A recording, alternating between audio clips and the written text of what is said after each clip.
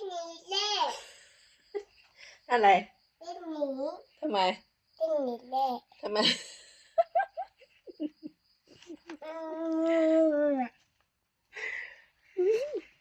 ยังไงยังไงทำไงแม่อันนั้นล่ะ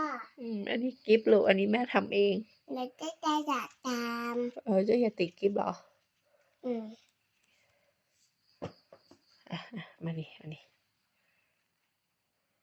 ชิบสวยสวย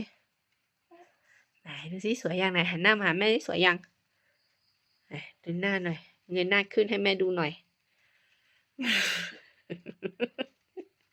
นอนไม่นอนแล้วมาแอบแต่งหน้าอยู่ตรงนี้ติดเต็มหัวเลยลูกเอ้ยไปนอนกัน